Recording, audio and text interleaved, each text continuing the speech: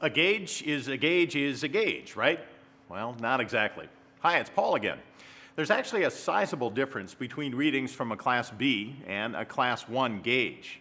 Pressure gauges are classified as either analog or digital and are rated by their precision as it relates to the scale of the gauge. They typically come in two options.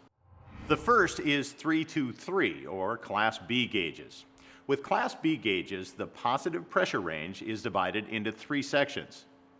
The middle half of the range is the most accurate, within 2% of the full scale. The first and last quarters of the gauge are accurate within 3% of the full scale. Using a 0 to 500 psi gauge as an example, the first section from 0 to 125 psi is plus or minus 3% accuracy full scale. In other words, the reading will be within plus or minus 15 psi of the true reading.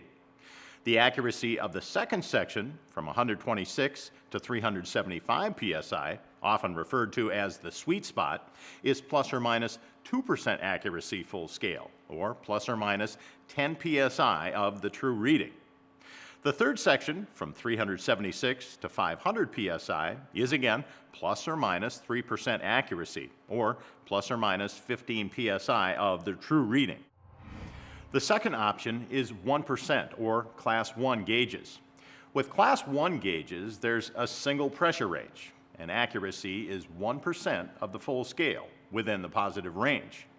Using a similar 0 to 500 psi gauge as an example, the accuracy is plus or minus 1%, or plus or minus 5 psi, regardless of where you are on the scale.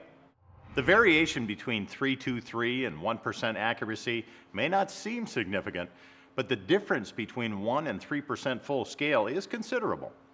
For example, if you're working with an 800 psi gauge, a 323 gauge can be off by plus or minus 24 psi of the true reading, whereas a 1% gauge can be off by plus or minus 8 psi of the true reading. For the highest accuracy, choose a Class 1 or digital gauge with 1% accuracy or better.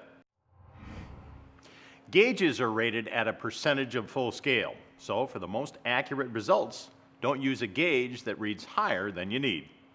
That's it for now. Until next time, thanks for watching.